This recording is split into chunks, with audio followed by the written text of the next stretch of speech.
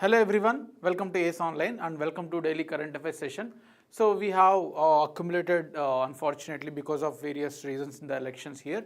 So we will be covering the current affairs of 12th, 13th as well as today, that is 14th May, right? So these are the articles that we are going to cover for today.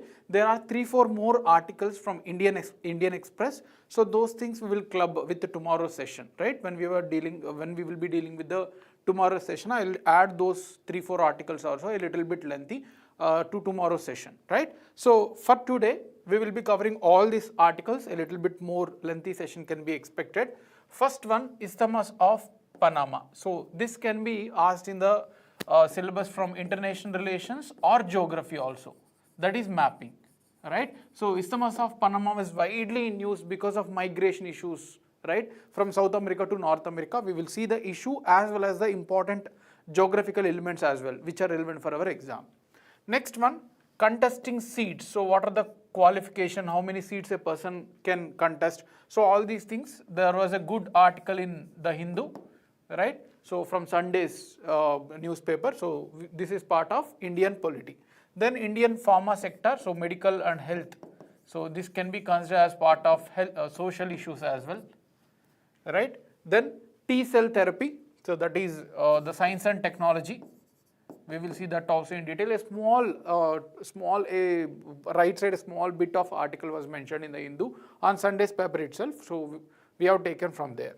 Then Sahitya Academy fellowship was given to the Ruskin Bond. So this is part of our culture, we can say, because this is for literature and other things. So this can be part of culture. Then DG Locker. So this is part of education. So it means social issues as well as governance issues. So this is the 6th article that we are going to discuss. Next, Vibrant Village Program, VVP. So this is being part of internal security, right? Internal security, part of Ministry of Home Affairs program, that also we will see. Then Semal trees, environment.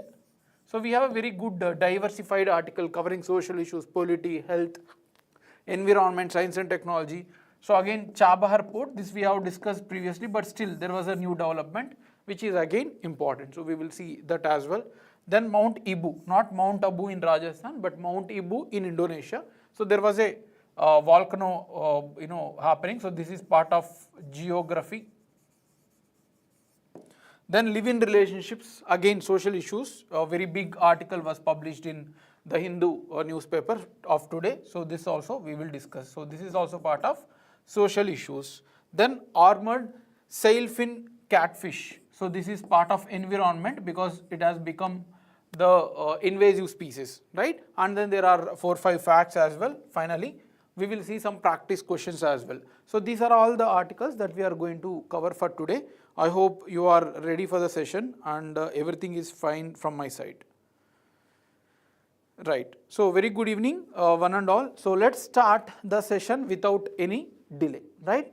So first article for today is of Isthmus of Panama. So let me explain the issue here itself in the context and then we will come to the geography part, right? So there was a wide migration from South American region to the North America. So if you see the world map, we have a North America here, right? And then here we have a Central America, Panama and other countries. We will see the map also. And then we have the South America, right? So we have a South America as well. So there is a wide civil wars and all going in the northern part of South America, right? So these regions from Venezuela, Colombia, so the people are trying to migrate from this strip, which is a wide dense forest is there. We will discuss about the region as well. And then slowly they are escaping Mexico and towards the Mexico as well as the America. But the people who are coming from this region to this region is being seen burden as these countries because there is a recession, there is a economical stress all over the world. So if the people from other countries are migrating to this region, so it will increase their stress. So that's why they want to stop.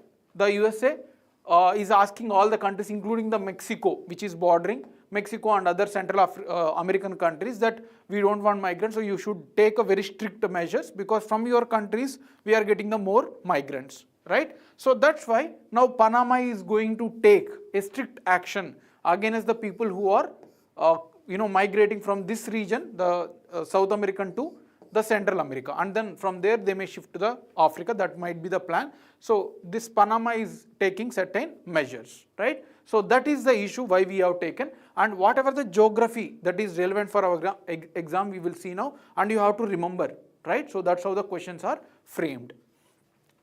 So Isthmus of Panama is this region. So this is the Isthmus of Panama region. So this is all the Central America. This is all the Central America, and this is the Isthmus of Panama. What is isthmus? Can anyone tell me what is actually a strait? We have discussed many times. What is strait? Anyone? What is strait? S-T-R-A-I-T. We have discussed many times. Now tell me, because if you know this, it can be easy for us to remember this as well. So this is just opposite to it. So strait is nothing but a narrow water body which is connecting two larger water bodies. So that is called as the strait. Panama is the small land strip. This is again, a strait is a narrow water strip, but isthmus is a narrow land strip which is connecting two bigger land masses like the North America as well as the South America, right? Yes. Narrow water passage that is connecting bigger water bodies. So isthmus is narrow land strip connecting two larger land bodies, right? Land territories. So here, this is the Isthmus of Panama, and you need to know all the countries in this region. All the countries in this region are very, very important, and we are expecting this question because never has been asked in many of the exams like UPSC till now from this region, because there was not very much issues. But in recent times, this region, Central American region, has been quietly in news, right? So we need to know. So here the South America, we are connecting through Colombia. This is very important. This isthmus is started or connected to Colombia country. So it is not connected to Venezuela or Peru or any other countries. They may ask you this also in statement form. So this isthmus starts from the Colombia region. So which South American country connects the Central Africa at the southern side? Central America at the southern side, they may ask. So this is nothing but Colombia, very, very important. So after Colombia, we have Panama. This is the first country from the Central American south side, which has two sides the ocean. So here we have Caribbean Sea, and here we have Pacific Ocean, right? So Caribbean Sea is also part of Atlantic Ocean. They may ask you about Atlantic or Caribbean Sea, whatever may be. So Panama has two boundaries, here Pacific Ocean, and then here we have Caribbean Sea or Atlantic Ocean also. So it has two water masses. Similarly, Costa Rica, one more country, which is again having a Pacific Ocean as well as Atlantic Ocean or Caribbean Sea. And then Nicaragua. So this is again one more country which is having two water bodies, Pacific as well as the Caribbean Sea or the Atlantic Ocean. Now Honduras, this is also having two water masses. So here there is a small gap. If you see, it is like a bay, right? Small opening up. So this Honduras also is having border from Pacific Ocean as well as with the Atlantic Ocean, that is Caribbean Sea, right? So these are all the countries that we have discussed, the 4 countries, 1, 2, 3, 4, which are having two boundaries with Pacific Ocean as well as the Atlantic Ocean. Now we are left with 3 more countries in the Central American region. We have El Salvador. So this has only border with the Pacific Ocean, right? It does not have boundary with the Caribbean Sea or Atlantic Ocean. This is a very, very important. Next, Guatemala. So it is also having interaction or boundary with the Pacific Ocean as well as Atlantic Ocean. So here it is a boundary. And there is one more small country called Belize, which is also popular for coral reefs. Belize is having the world's top 3 coral reefs after Australian region and then Red Sea corals. So Belize is having only border with the Caribbean Sea or Atlantic Ocean. So these countries you need to understand, and from here they have a boundary with Mexico. So only 2 countries are having boundary with Mexico, that is Guatemala as well as Belize. So these are all facts you need to remember. Any type of question will be possible, and we will also see one practice question from this mapping, right? So geographically, this is a very, very important. Now you can expect a question also. This all region is called as Central American region, right? So what is the issue? What this, Panama has said. So it was elected with the new president, and he was very serious about the migration. So he want to shut down completely of the migration route. He want to completely shut down the migration route. So that's why it is there in news. This is because a demand from America to shut the borders to migrate, right? So that is why it is there in news. And there is also one more important geographical region which is very, very important for our exam. It has been news since many months. There is a Darien Gap. This is a Darien Gap where it borders with the Colombia as well as Panama. So it is a very dense forest region because there is no proper monitoring. As this is a very dense and it is very difficult for monitoring, this region was left. So people are choosing to migrate from this region. So I have showed you the map at the beginning. Yes. So this is one such image where it was from Darien Gap itself. So it is a very forest area, completely a forest area. That's why people are trying to migrate from this region. So this spreads across Panama as well as Colombia. This will also be asked in the exam, right? So this gap is going to be completely closed, and there will be a monitoring from now on to contain the migrants. So that is what it is there in news, right? Any doubts in this article? Any doubts? All this we have discussed have a very good points, I mean very good facts also geographically. So you have to try to remember, right? So that is of the first article. If you have any doubts, please do let me know. We will discuss. The next article is from again Hindu, contesting seats. So there was a news related to Congress popular figure, that is Rahul Gandhi, that he is going to contest from Raebareli as well, right? Fine. There is not a much big issue here. Many people or many MPs, many MLAs do contest from two seats, right? But here the election to the Wayanad, which he has contested, has already completed the elections. Then they have announced that he is going to contest from second seat, that is Raebareli. Usually before the elections itself, that the person will declare that I am going to contest from two seats. But here what has happened? Kerala elections for Wayanad has already completed, and then they have announced that Rahul Gandhi ji is also going to contest in the UP Raebareli, right? So that's why there was an issue whether can we do it or not. So that's why there was an article related to this particular thing, how to contest, what is the qualification, all these things were clearly given in the article, right? So we will discuss those things, right? First, the more about like what is the qualifications, all these facts are very, very important, and all the elections related things are discussed under Representation of People Act 1951. So this act is the most important related to the elections, qualification, disqualifications, what can be done, what has to be done, everything is mentioned in this Representation of People Act 1951, right? So this act, Representation of People Act, section 33(7), no need to remember, just telling you that it has a multiple sections under this particular act. So this act enables a person to contest from two seats. Before 1996, there is no limit. You can contest even from 10 seats also, but of course you need to spend a lot of money and all, so it is not very encouraged to the people unless until they are very rich, right? So before 1996 Amendment Act for Representation of People Act, so we don't have limit for any person to contest in the election. So she can contest in any number of seats, right? Of course, after winning, they need to keep only one, and rest of all the seats will be having by-election. So that was a very difficult for election commission. Lot of resources are needed, financially, manpower, all those things. So that's why in 1996 they have amended, and now they have given chance only to contest at max in two seats, right? So this is one important fact to be remembered. And under the same act, through section 70, he has to or she has to take only one seat. Even after contesting in two seats, one seat has to be taken and one seat has to be given up, and this can be on the discretion of the person. He or she can keep one seat, whatever she wants, and rest seat he can declare that I don't want this particular seat, right? So the same section or same act also enables this provision. Yes, so he or she has to given up one, right? And then there are certain conditions which are important.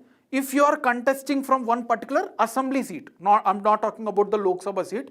If any person want to contest from the particular assembly seat, he or she should register as a voter in that particular state, not from particular constituency, but he or she has to register from that particular state.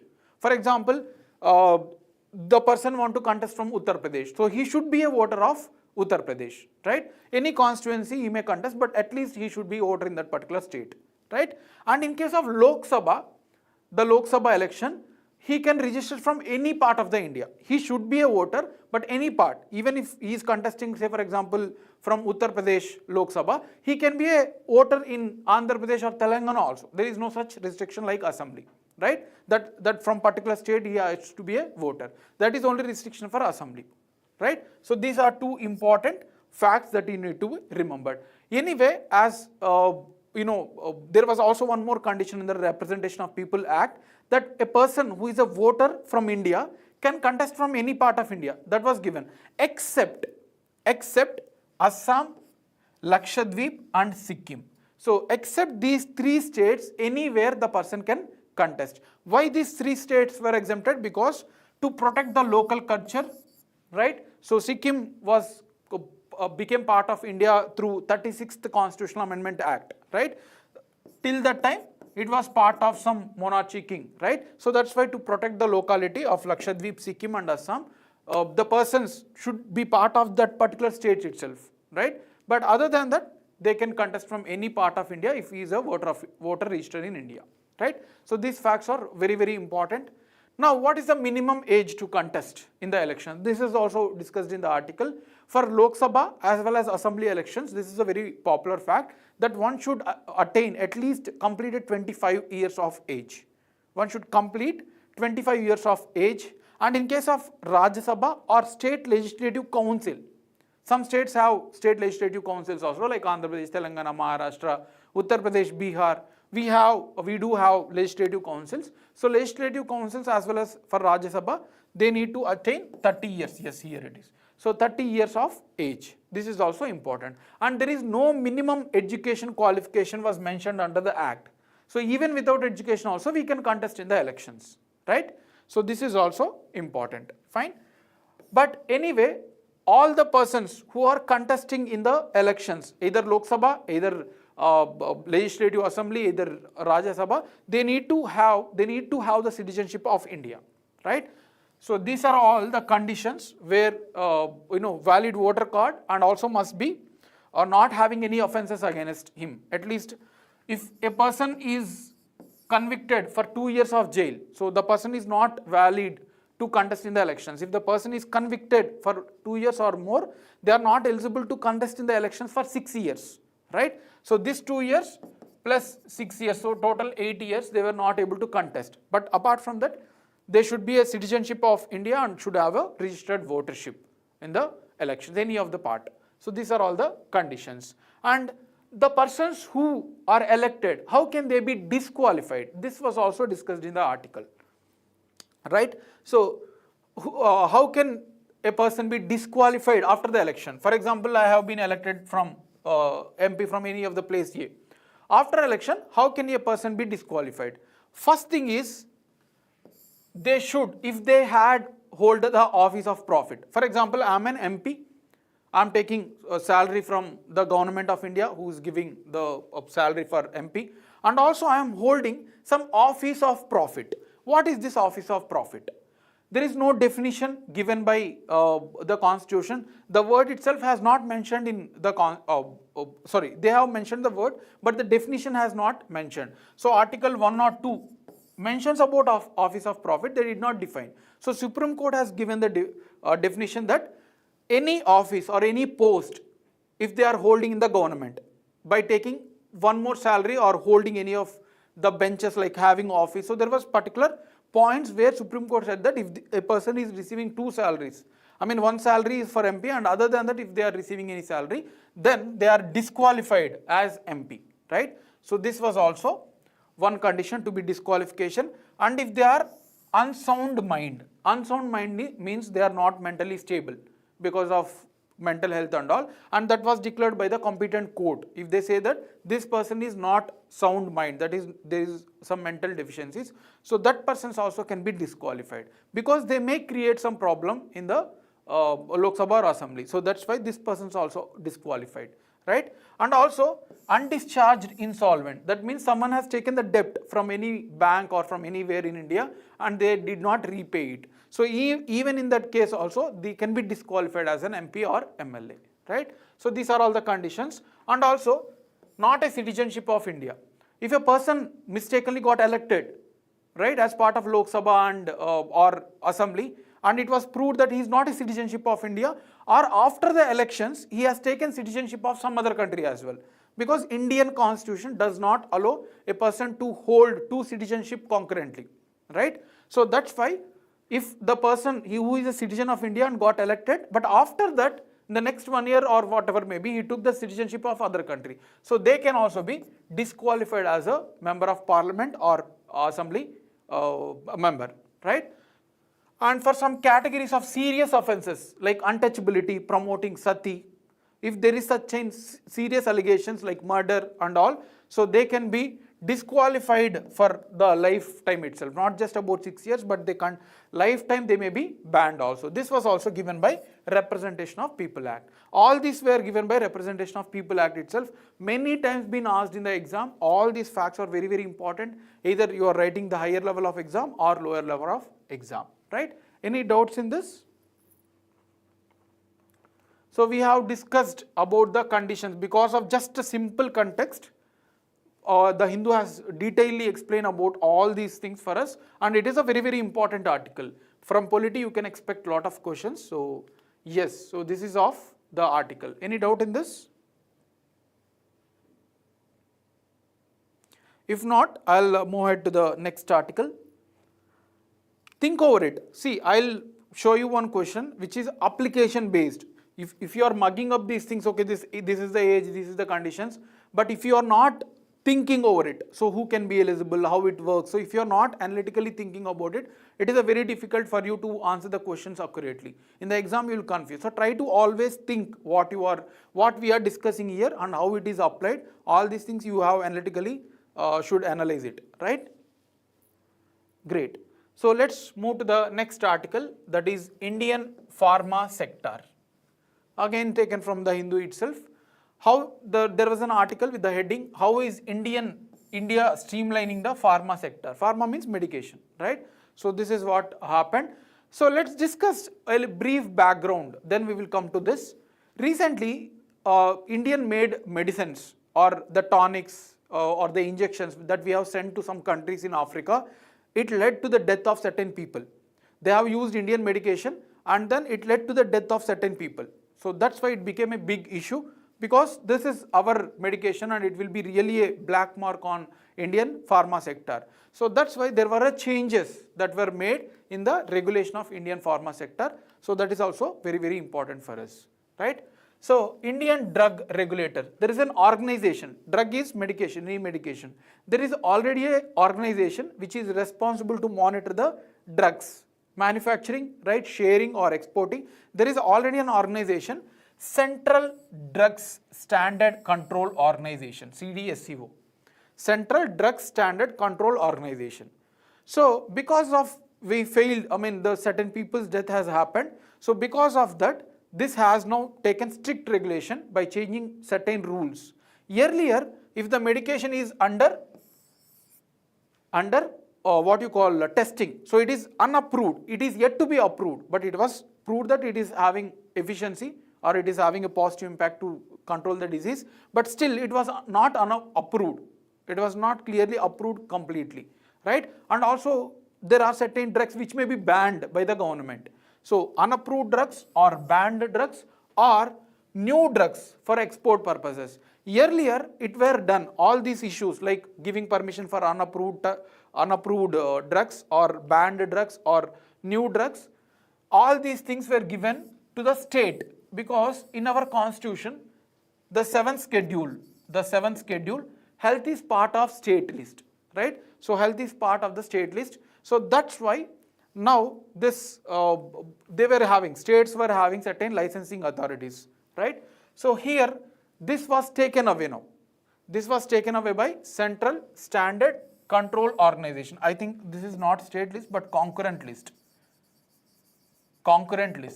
right? So we have a state list, concurrent list and the central list also. State list subject only states have the power, central list only central government, but concurrent list both have the power. So that's why state governments were regulating now. Now this was cancelled by CDSO. Now what they said, we will take care of all these things, giving permission for unapproved drugs, banned drugs or new drugs which are going to export, because there was a discrepancies in certain states and that was making a black mark on India. So now we ourselves will be taking care of this, giving permissions and all, right?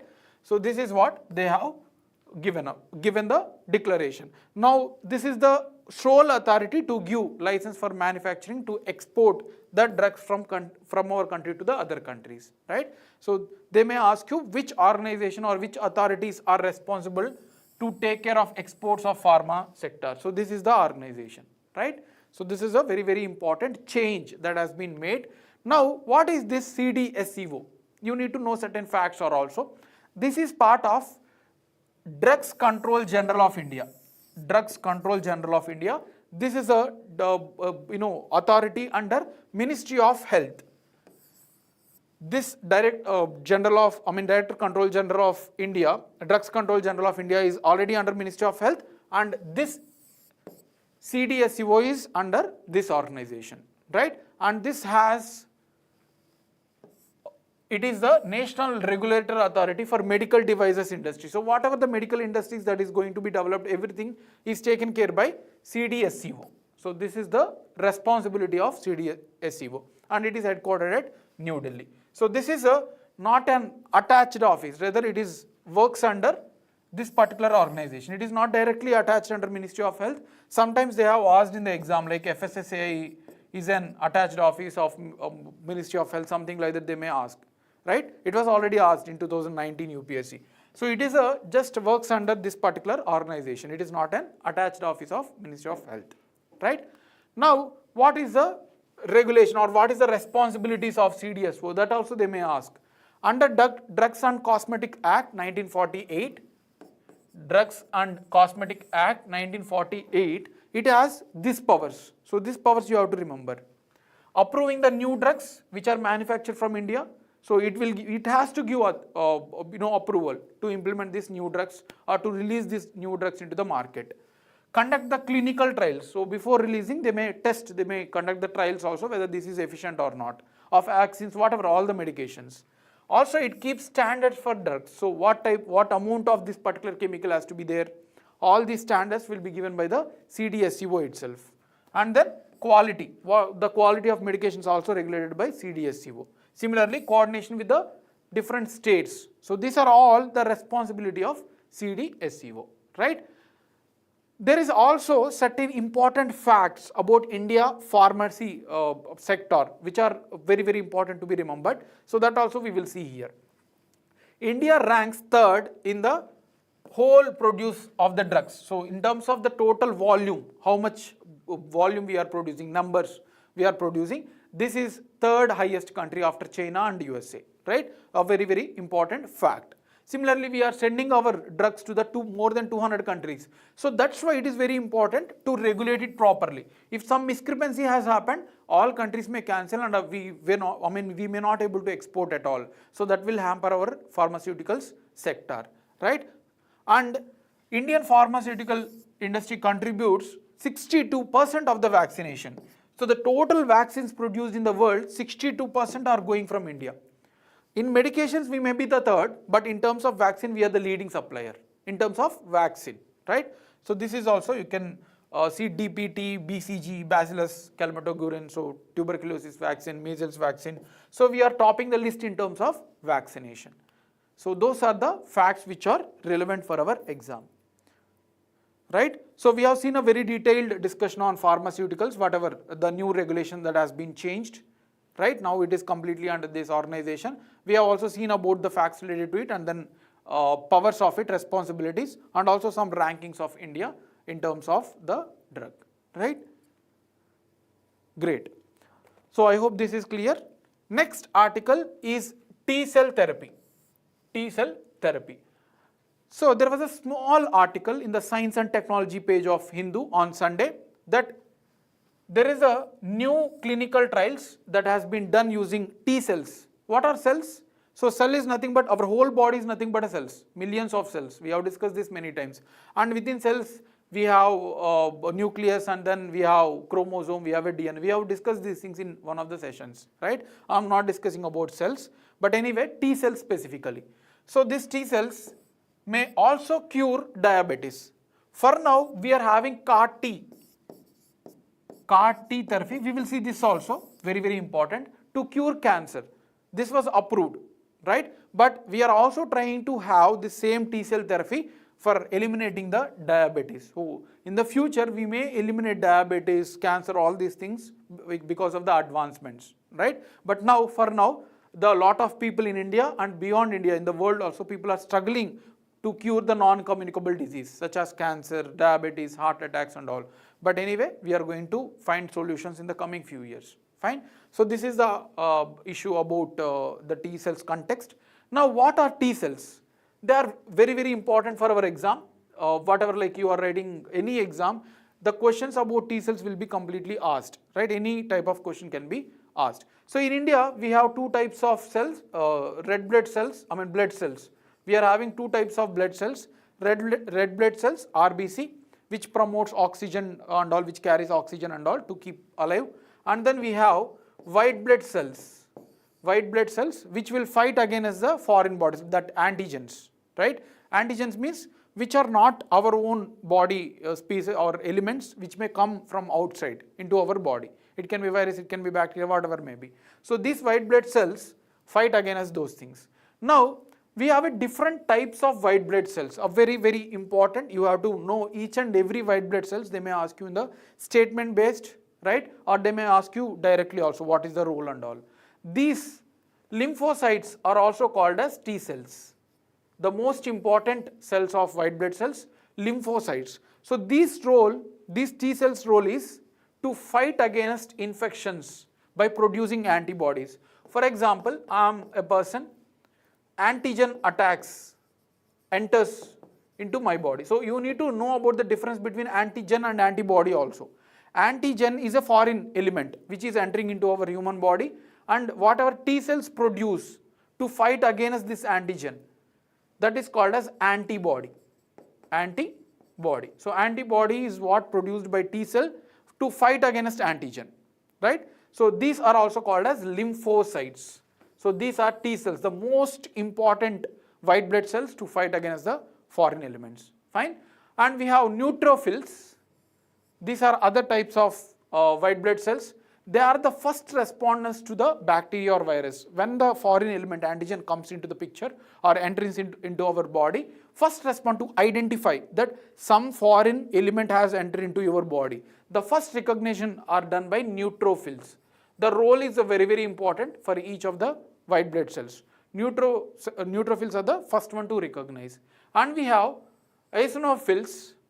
These are known for their role in allergy symptoms. So whenever there is an allergy in our body, these cells identify it and send signals to the T cells and other cells to counter it, right? So allergy symptoms are identified by eosinophils, right? That is also important. Then basophils, we have one more type of white blood cells.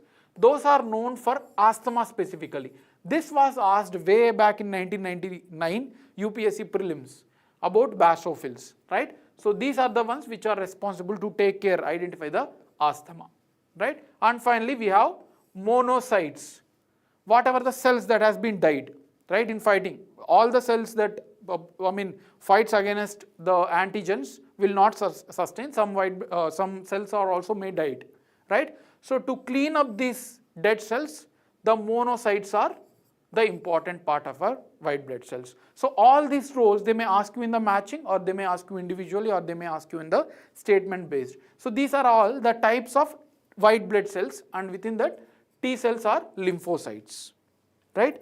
So this is a very, very important part where, I mean, from science and technology, so you have to remember, right? We have discussed about the T cells and then what are their role and all, right? So no need to discuss again. Through diagram itself, we have discussed about the role of T cells. But here one important thing is there are two more subtypes of T cells. Lymphocytes, we have a subclassification. There are two types, that is cytotoxic T cells and helper T cells.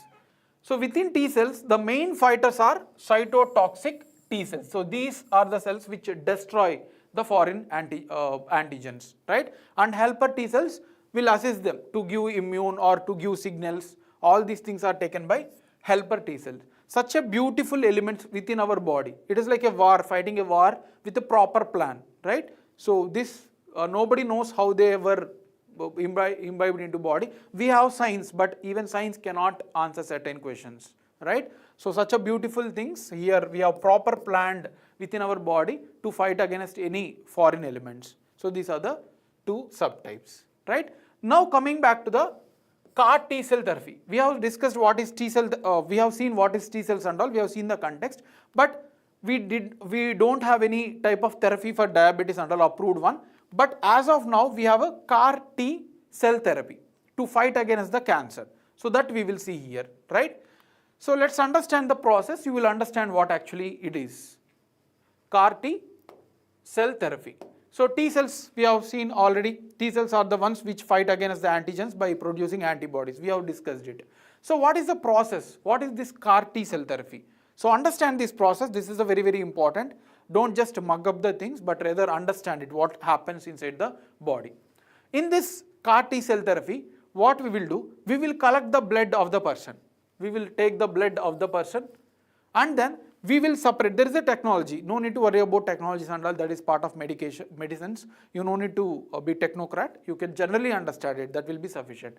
So this blood is taken and then divided. The cells are taken away. The T cells of the within the blood are taken away and the blood is given back, right? So if you have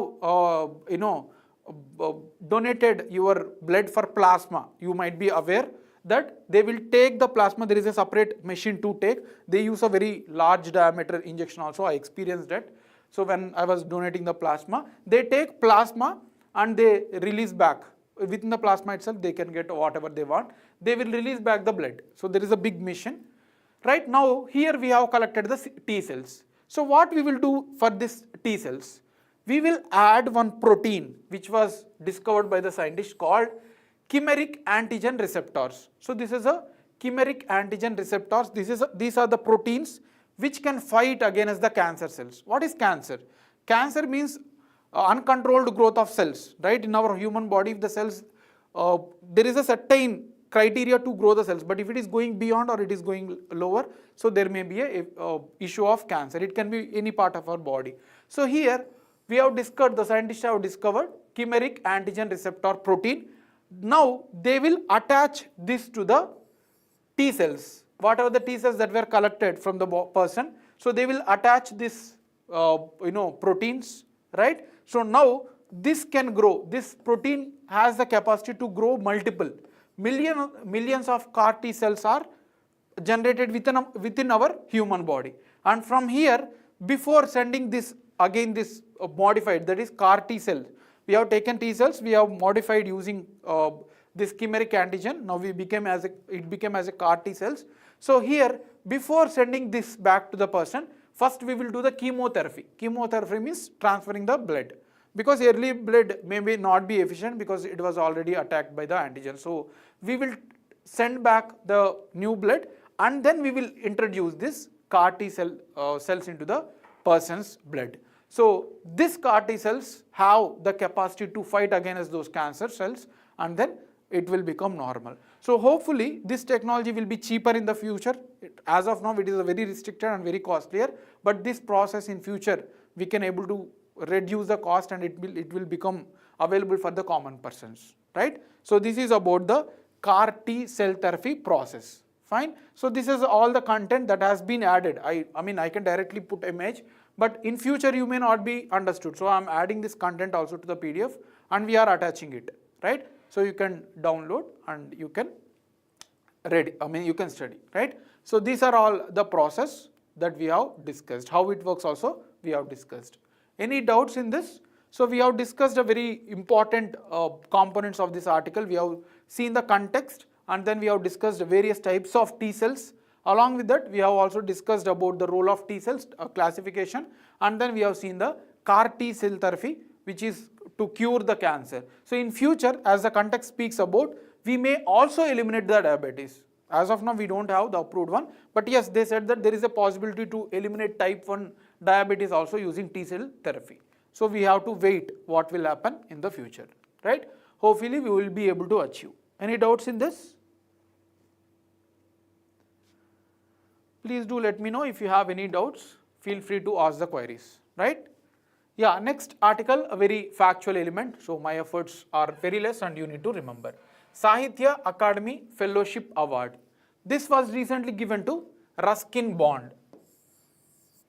Ruskin Bond. We will know about Ruskin Bond also. He is a writer, and we will first know about Sahitya Academy Awards and then we will come for Sahitya Academy Fellowship Award, right? First we will understand Sahitya Academy Award, the facts related to it, and we will come back to the Fellowship Award. So Sahitya Academy Awards are given for the literary merit. That means if you have a skills to write poems, to write stories, whatever, which are recognized and then made as a valuable things. So whoever have worked for the literature, they are awarded with the Sahitya Academy Award. But the works has certain criteria. It is not like all the works will be given.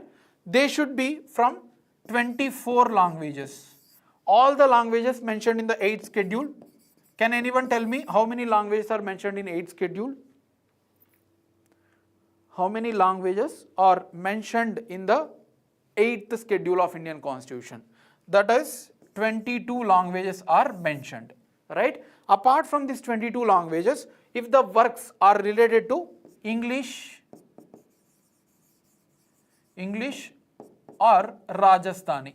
Rajasthani is not part of our 8th schedule. So 22 plus 2.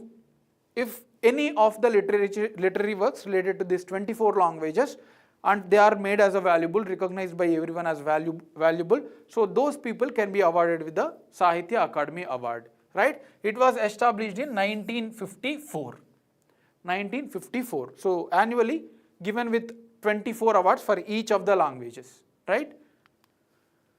So yes, we have discussed this point. And whoever is awarded with this, yes, right, Oendrila, 22 languages. So that's correct.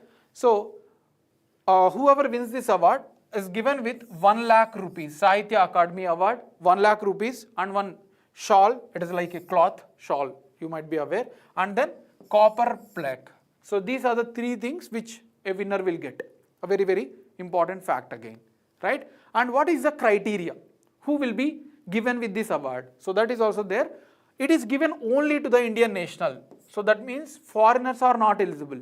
Unlike Padma Awards, Padma Awards are not only Indian citizens but also foreigners also eligible. But in case of Sahitya Academy Awards, they should compulsorily be Indians, holding Indian citizens. And the persons also should be living.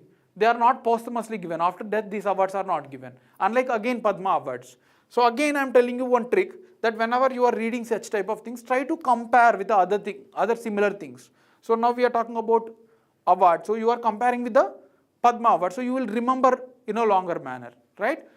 So these are not given posthumously. So persons should be living and also Indian citizen. This is the 2 criteria, and those works should be very valued in the languages. So that is based on the impression among some experts, right? So these are the conditions. Now, what is Sahitya Academy Fellowship Award? Fellowship Award is the highest among Sahitya Academy Awards. We have a number of criteria like Bal Sahitya Awards and many more, but this Sahitya Academy Fellowship Award is the highest criteria among Sahitya Academy Awards. For example, in case of Padma Awards, we have uh, Padma Vibhushan as the highest award, right? So similarly, we have a Sahitya Academy Fellowship as the highest award in terms of literature. And this literature can be related to any of the music, dance, drama, anything can be considered as part of the award. And the person should be age above of 50. Usually, there is no compulsory, but yes, till now we have given the awards. The government has given awards to the only people who are senior or more than 50 years of age for their contribution to any of the things, right? And here, as this is the highest among Sahitya Academy Awards, the money is not 1 lakh, but 3 lakhs, and then Tamarapatra, like a copper plate only, and then an Angavastra, which is a shawl, right? So this here the change is 3 lakh rupees are given, fine. And Ruskin Bond has got this award recently. It was announced by the government of India. So he is from Himachal Pradesh, born in 1934 in the Kasoli region, right? So sometimes this also may be asked that he was born from some states and all. So he was born from Himachal Pradesh, and most of his popular works you can mug up, of course, there is no concept to explain. Variants in Valley, Once Upon a Monsoon Time, Angry River, Strangers in Night. So all the roads lead to Ganga. All these works are from Ruskin Bond. So they may ask you these facts as well if you are writing the lower level of exam. Leopard on the Mountain and Too Much Trouble. So all these are popular works. So any of the works can be asked if you are writing the lower level of exam, right? So this is about the Sahitya Academy Awards. Any doubts in this? This is a very factual article, so there won't be much doubts also. If you are having doubts, of course, you have to read again, that's all. Next article, DigiLocker. DigiLocker. So again, there was an article in the Hindu yesterday about DigiLocker. In the text page, there is a text page which they are giving a very good articles every day. So anyway, we are discussing them, whichever are relevant for our exam. So here, the DigiLocker. It talks that recently the results of CBSE exams and many more exams has been announced. So they need certificate, right? Of course, when we were in childhood, we have taken the certificate from the school and all. But now you no need to even take the certificates. You can directly take through digital manner itself. If you just apply it digitally, your certificate will be uploaded in the DigiLocker itself. So this is a locker not having physical lock, but it will have certain code and all which you can lock, and whenever you want you can just type the code and you can extract that file which was stored digitally, right? So it is being asked in many of the exams. Even UPSC is giving the DigiLocker code where you can just click on that and you can extract the file, digital file that you have stored in the app, right? So this it talks about because there was some exams and now students can check their result, have their certificates through DigiLocker, right? So that is the context. So what is this DigiLocker when it was launched? So the article discussed from very beginning. It was launched in 2015 and it is an app. It is a type of app. You can go to the Play Store and you can type it as a DigiLocker. You will get a separate app also, right? So here this is an app which was released in 2015. And some situations this is a mandatory. Even a few instances like applying for passport, all these things, they are asking digital certificate itself. They are not asking to carry the physical certificate. So that's why it is becoming important now for the Indian citizens to carry it, right? So what is this objective? The objective is very simple. Why they have launched this? They want to remove the paper based, right? Because the certificates are the most important things, the original certificates. You might be go back to years where you used to protect, your parents used to protect your certificates, isn't it? Very carefully. So to eliminate such type of theft cases or lost cases, or also to reduce the paper work and to store them safely, right? So because of all these reasons, the government has launched the DigiLocker. So if you want to store your certificates, you can just scan them, open the app, log in with your code, there it will ask some code, and then you can upload, it will be saved. So wherever you want to apply for the exams, many of the state PSCs, UPSCs, many of the things they are directly asking DigiLocker, you can just apply the code and the digital file will be uploaded automatically, right? You can also do it. So that is of DigiLocker concept, and why we are using, again the same, it aims to prove our identity, and then our certificates may be destroyed like because of excess storage or whatever. So because of this poor qualityness, we are promoting DigiLocker, right? So this was launched by Ministry of Electronics and IT, MeitY, right? Ministry of Electronics and IT has launched this, right? So of course it is a government initiative, that's why it is safe. If it is a private one, there are number of private such things in Play Stores and all. If it is a private one, we can be worried, but government itself is promoting it. It is a government initiative, so no need to worry about safety and security also, right? So this is about DigiLocker. Any doubts in this? Any doubts from this particular article? So you need to know, first understand the concept, what is the role, what is the concept here.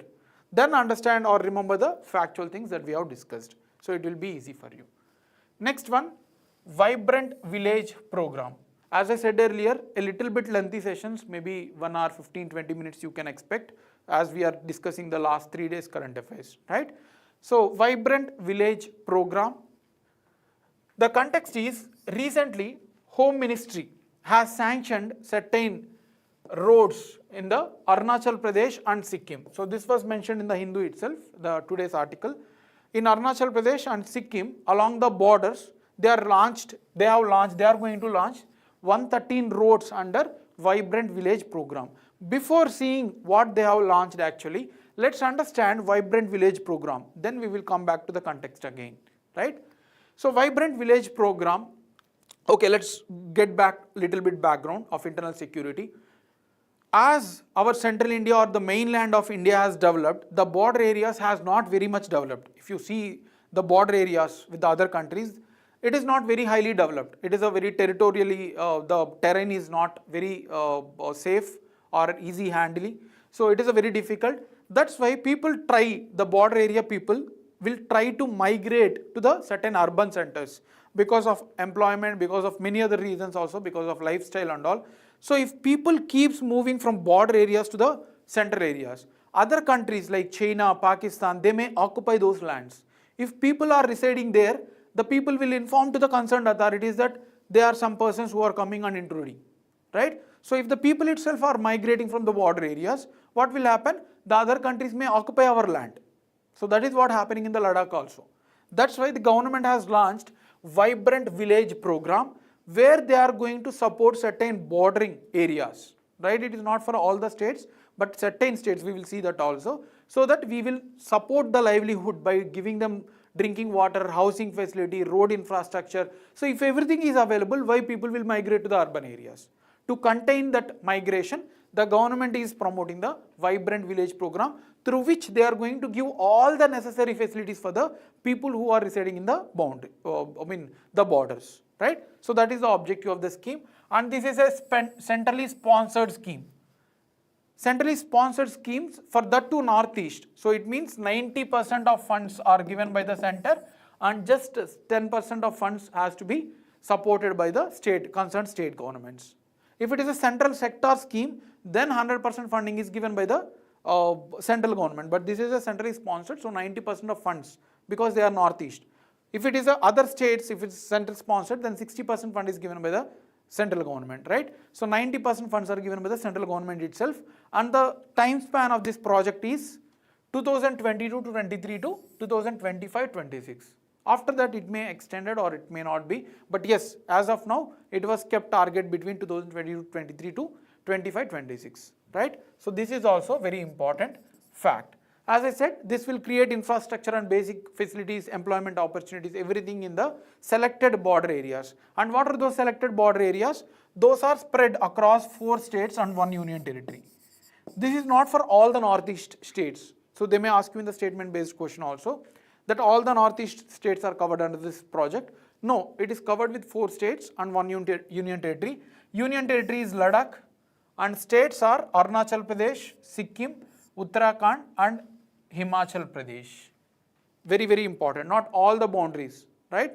All the boundary states. It is only Arunachal Pradesh, Sikkim, Uttarakhand and Himachal Pradesh. There is some more project, Border Area Development Program, BRDP and all for other states, but these are specifically for these 4 states, right? So this is the objective and this is the coverage. It focuses on all the things like they did not exclude anything, all healthcare, infrastructure, whatever, require for the people, right? And the funds are being given with the 100% saturation. Understand this.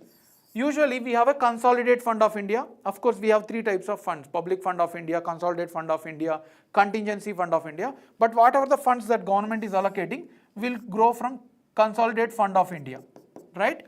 And if the funds are not spent in that 1 year, the remaining funds, for example, 100 crores they have sanctioned and only 90 crores were spent on that project. And the 10 crores at the end of the financial year, they will go and sit here, right?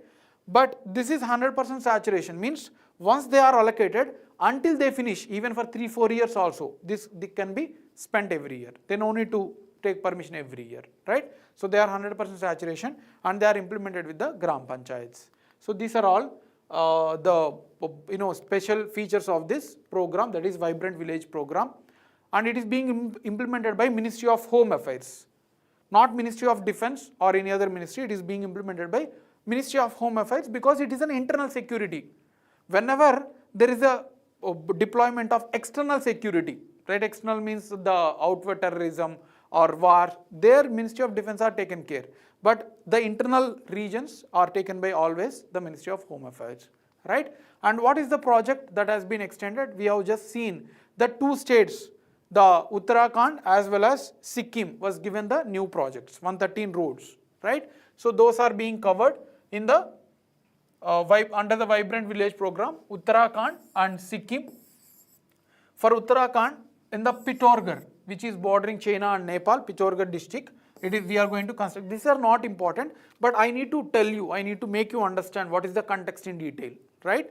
So this is the amount of roads that they are going to build in Pithoragarh, and then this is the length of road where they are going to build in Sikkim. So you can just remember briefly by seeing the options in worst case if they ask, like which states were extended support in recent times under the Vibrant Village project. So something like that if they ask, so Uttarakhand and Sikkim, right? So amount of funds and all they won't ask, and even if they ask, nobody will remember.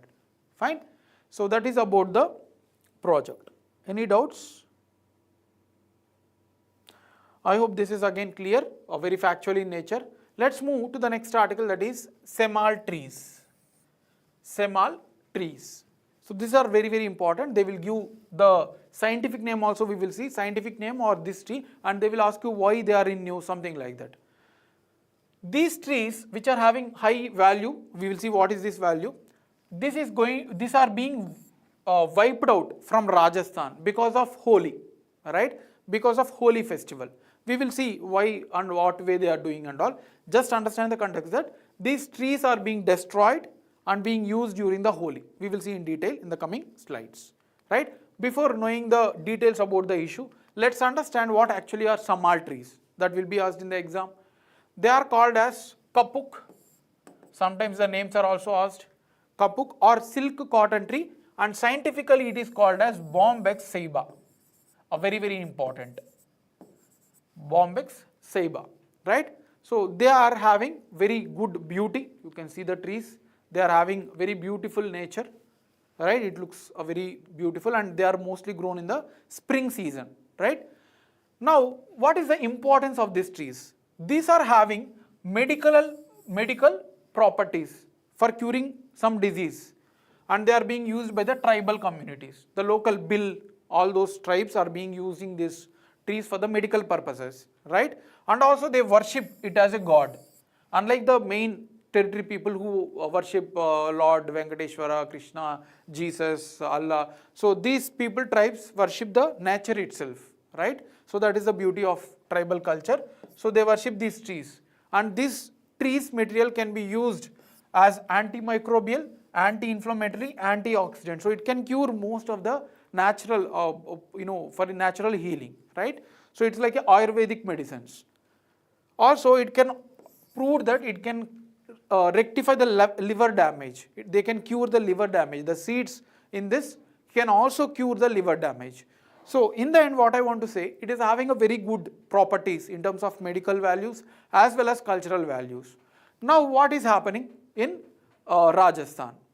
These trees are being cut and being sold commercially for 500 rupees, 200, 500,000 rupees per log, because there is a culture in the Rajasthan during the Holi, they fire all the sticks, like how Bogi is celebrated in the southern part of India. In the same way, during what you call the Holi festival in Rajasthan, these trees are being cut, sold, and then they are being destroyed. So it is against the Rajasthan Forest Act as well as Forest Act of 1980, but still this practice is going on across the states, right? So this is what the Hindu has discussed about. Because of their importance, both culturally, economically, and other things, we need to protect them. So that is what the conclusion, right? Any doubts in this? Fine. Let's move to the next article, that is Chabahar Port. Chabahar Port. We have discussed this many times, but there was a new context, right? So we will see this as well.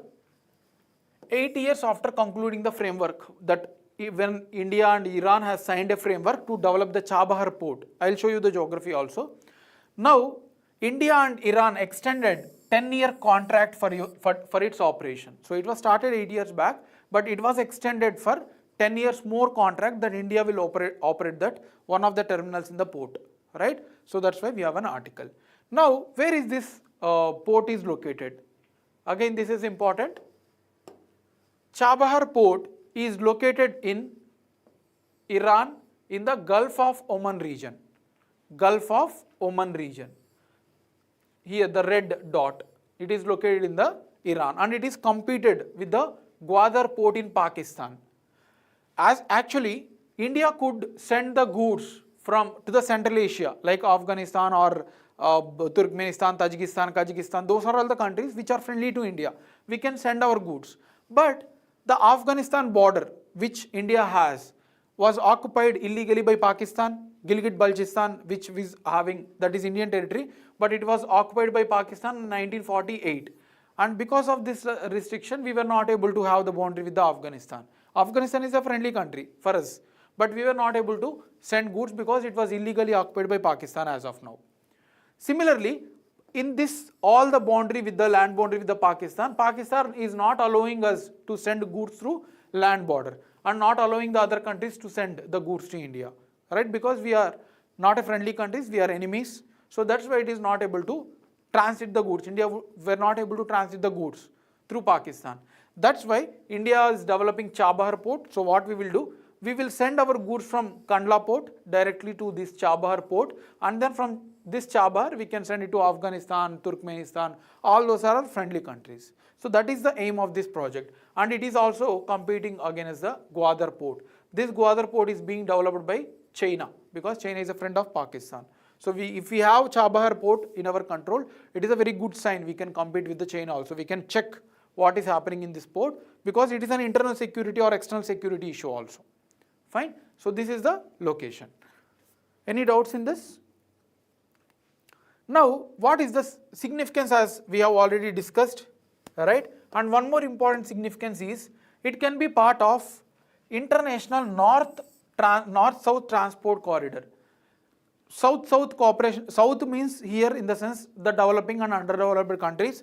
North means usually it is considered as a developed countries. So if we could able to develop this port, Chabahar Port, which is located in Iran, right? In Iran, we can connect it to the larger parts. So this all like Russia and all we can send. So this is an international north-south corridor where we want to connect India with the all Europe through the Mediterranean Sea and Red Sea and all. So if we could able to contain this port in our control, it can also helpful in developing this particular project. So these are all the significance.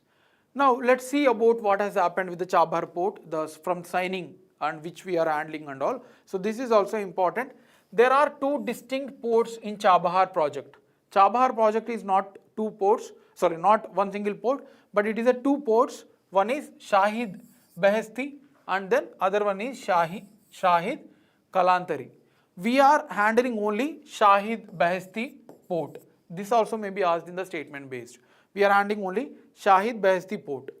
India, Iran and Afghanistan have trilaterally agreed or signed the agreement. You can see here, 3 countries. In 2016, we have signed it to promote transit of goods through Chabahar Port and then Afghanistan, right? In 2017, for the first time, India sent a first contingent to the Afghanistan.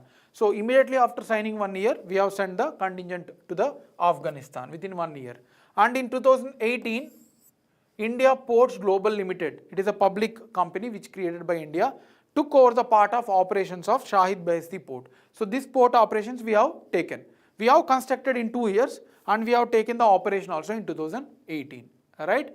So now the current agreement which was signed, that's what the context is. Right? We have extended the 10 years contract to operate. Under this agreement, Indian Ports Global Limited, which has taken already operation, will be enabling it was signed for enabling the operation for 10 more years in the terminal. Similarly, this IPGL is going to invest $120 million to promote the port. Right? So this is a simple agreement. Any doubts in this?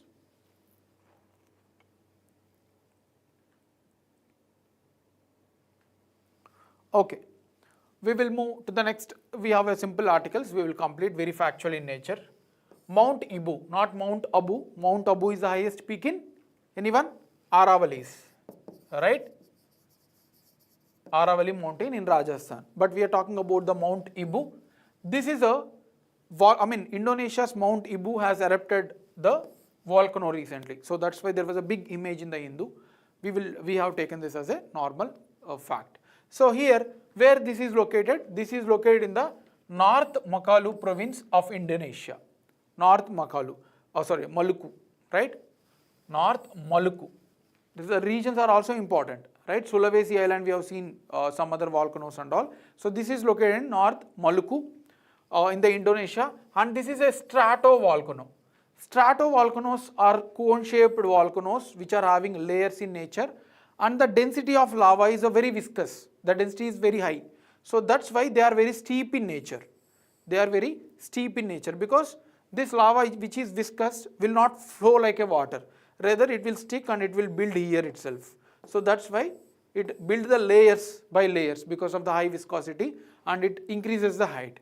If it is other type of volcano, so it may be like this, a bigger one, because water like lava can flow for longer distance and there will be a wider base. But for stratovolcano, we have a shorter base, and most of our earth is having stratovolcanoes. Stratovolcanoes occupy 60% of our total volcanoes on earth, right? So these are the facts. So that is about the article. So any doubts in this?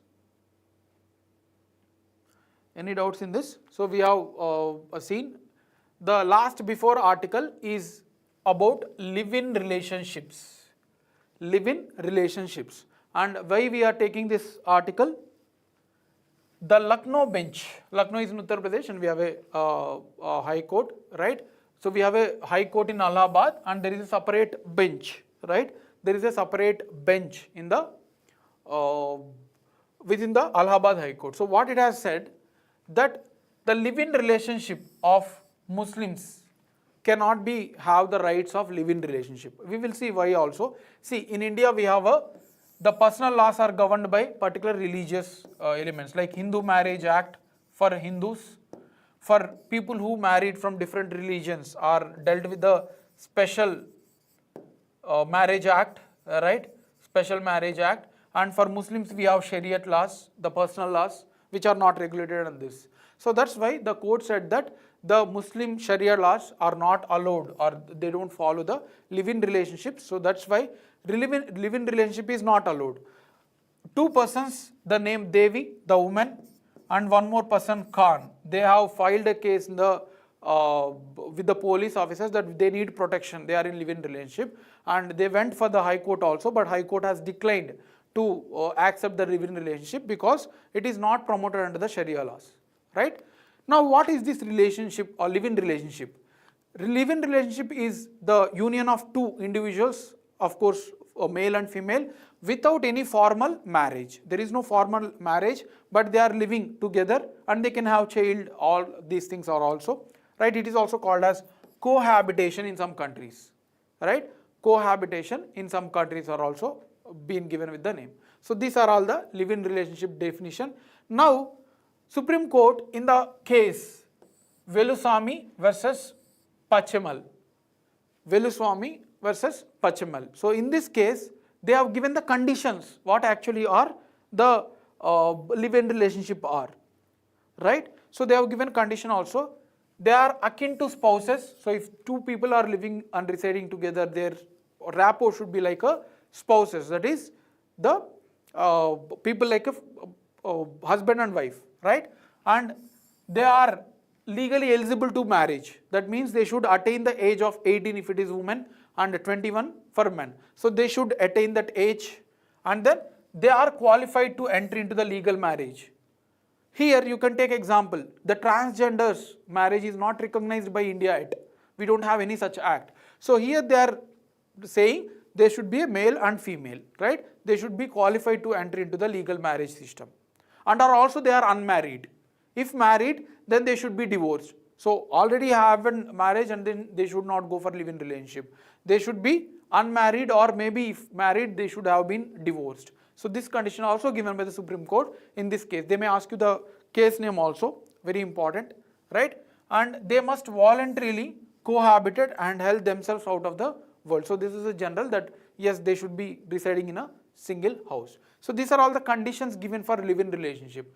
Now what did the court said in this two persons, Devi and Mr. Khan, they have filed, and it said that the tenets of Islam is not allowing it. We cannot recognize because there is no law. Now we are asking for universal law also, right? Universal laws are also being trying to have for all the religions. We uniform civil code, right? Uniform civil code also, UCC. The Supreme Court is asking, but as there is no UCC now, we are following different religious different laws. So that's why the tenets of Islam is not allowing live-in relationship. So we are also not able to handle anything. So there is no such law to regulate, right? Yes, they have asked that under Article 21 right to life, right? We have a Article 21 right to life. They have asked about it. So they said that yes, live-in relationships can be happened under Article 21, but the Islam laws are not promoting. So we cannot also intervene in that. So this is what the court has said, right? So this is what happened. We have to see in the future what may happen, right? So that is about the live-in relationship legality. There is no such, there are facts also. There is no law on live-in relationship as of now, right? India does not have any such laws to regulate. Supreme Court has said that yes, live-in relationships are allowed under Payal Sharma versus Nari Niketan case. They said that yes, live-in relationships are valid under Article 21 right to life, but there is no such law to regulate. Fine. These are the facts. Any doubts in this? I hope this is clear. The last article for today, armored sailfin catfish. Armored sailfin catfish. You have to remember the name also. They will ask you like how tree species can be asked. This fish species also can be asked. What is there? Why is there in it is there in use? Reason, right? So this context is, this was taken from Economic Times. There was a small article. This fish, armored sailfin catfish, was introduced in India for its unique feature that it can clean algae growth in tanks and aquariums, right? So it was introduced to have for one reason, for positive reason, that it will clean up the algae, right? But what has happened? They have grown exponentially. Their number has across India has spurred in an uncontrolled manner, right? So because of that, it became an invasive species. Invasive species means, according to Wildlife Protection Act, invasive species means those species which are native to not native to that region. For example, this catfish is not native to India, but was taken from Africa and then introduced. So these invasive species are not native to this region, and once introduced, it will clean up the ecology of other species. So those are called as the invasive species. So this is taken from South America, not Africa, South America. This was taken and introduced into India. So it became an invasive species, right? So this was clearly defined under Wildlife Protection Act itself. So those are the articles that are for today. Fine. let's move to the factual pointers and we will complete the session, right? It is about Drishti 10 drones, which are also called as Hermes 900. So they may directly ask you the names Hermes 900 or Drishti 10, right? So those are nothing but the drones which can monitor, which can help in dropping bombs, right? In overseeing the area, reconnaissance. It can give information to the army and all. It can carry up to 350 kgs of load, right? They can carry the bombs and they can throw, right? So this was inducted into Indian Army. Next one about Kami Rita Sherpa, a person who has climbed the Everest more number of times. 29th time he was able to succeed in climbing the Mount Everest. So the name may be asked in the lower level of exams if you are writing.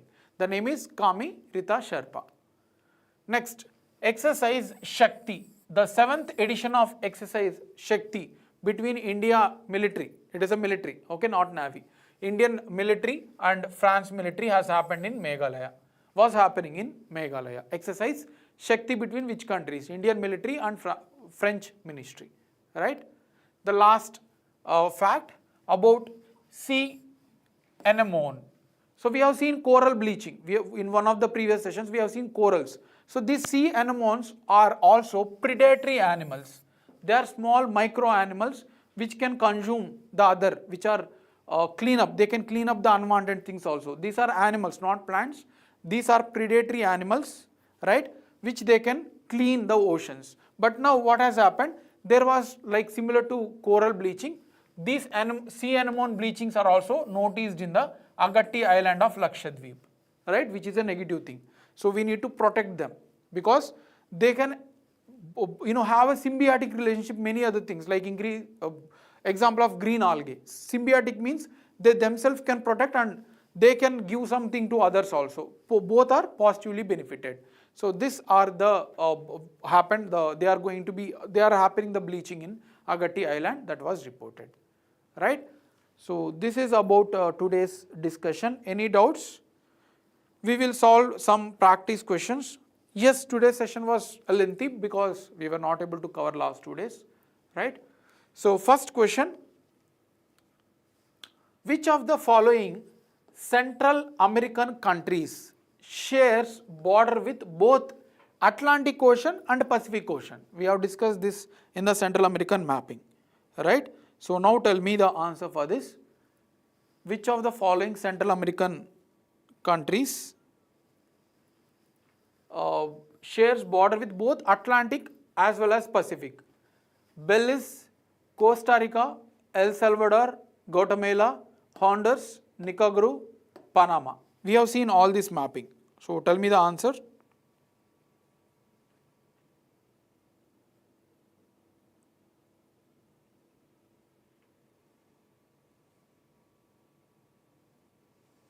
Okay, we will eliminate one by one. First, the 7 should be there, so in all the options it is there. Let's see. Yeah, Belize, you can eliminate this. Belize, I have seen this is only border with the Atlantic Ocean but not the Pacific Ocean. So one can be eliminated. So one option is eliminated. Then El Salvador. So this is having the boundary with the Pacific Ocean but not the Atlantic Ocean. So 3 can be eliminated. Alright. And yes, Guatemala should be there. Costa Rica should be there. Panama should be there. So 2, 4, 7 should be there, right? 2, 4, 7. Yes, Guatemala is there. Honduras, yeah, Nicaragua is also there. Honduras is also there. So 2, 4, 5, 6, 7. Answer is D. 4 is not there. Guatemala is there. Small strip I have shown you. Guatemala is also there. You can go back to the mapping. So let me show you also if you are confused. Yeah, here it is. So we have a Guatemala also, the small boundary which is having both sides. Only Belize and El Salvador was not having. So rest of all the countries share 2 boundaries with both Pacific Ocean as well as Atlantic Ocean, right?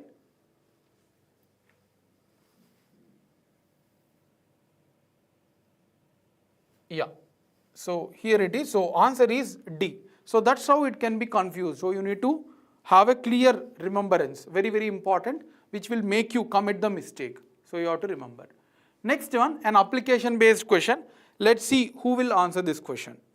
It is an application based. If a person wants to contest for an assembly seat from Hyderabad city, right? It is an application based. It is not that direct question. So it is an application. Let's see. If a person want to contest to assembly seat in Hyderabad city, he or she must be a citizen of India, a resident of Telangana, a registered voter from any state in India. He necessarily must be a voter in Telangana state. First question, nobody have answered it as correct. So that means I have succeeded in making you to commit the mistake, right? So the examiners try to frame such questions. Now tell me this answer. If a person wants to contest from any assembly seat from Hyderabad city, so what is the necessary condition? So you have to consider necessary conditions. Let's see, a citizen of India, yes, any person has to be citizen of India, isn't it? For any contest in the Lok Sabha assembly and all. So one should be there. You can eliminate. A resident of Telangana. So that means he should reside in Telangana, mandatorily. No, not needed. We did not discuss at all. He should be voter of Telangana, but not necessarily residing in Telangana. He can reside in Andhra or whatever place he wants, but he should be registered voter of Telangana. He must be registered from the voter of Telangana, but not needed about the resident. They are not talking about the resident. He can be in Tamil Nadu, but he must be a voter in Telangana. So residency is not a condition. So second is also eliminated. Now 4 should be there. So 3 is also not necessary. A registered voter from any state. No, he should mandatorily be a voter of Telangana, but not from other state. So this is also eliminated. So answer is D. Again, I succeeded in making you to commit the mistake. So 4 students have answered, but none have answered it as correct, right? So again, I was successful. Let's see in the third question. CAR T cell therapy was recently mentioned in news is to cure. So this is a very direct question. Yes, Santosh has answered it as D, correct for previous question. Very good. So CAR T cell therapy was recently mentioned in news is to cure what? Tuberculosis, cancer, fluorosis, measles. So very direct question this is. I no need to even discuss this, right? So cancer. As of now, we have only for the cure of cancer, right? So very direct question. Let's move to the next question. Yes, Madan, Santosh, Srinath, and all of you are correct. Regarding DigiLocker, sometimes seen in news, which of the following statements are correct? This is asked of 2016 UPSC Civil Services Prelims of 2016. You can check the question also. Yes, Keshav, you are correct. Let's see. It is a digital locker system offered by government under Digital India program. So DigiLocker is being implemented under Digital India program. First statement. It allows you to access your e-documents irrespective of your physical location. So you can, wherever you want, you can extract these certificates and upload. So this is what it is saying. So what is the answer for fourth question?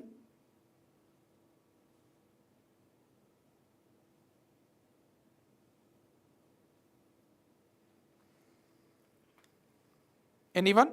This was CSP question, Civil Services Prelims. So try to answer it, especially those who are preparing for a higher level of exams like UPSC. ES Engineering Service as well.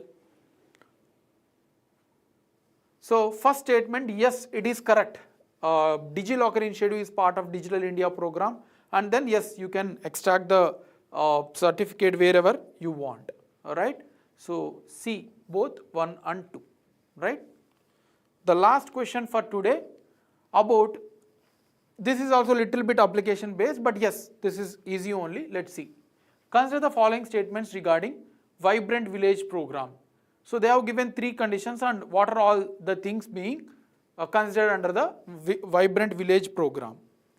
Improving the quality of life in some states, reversing the out migration in some states, will be implemented in some South Indian states. So what are the features of Vibrant Village Program?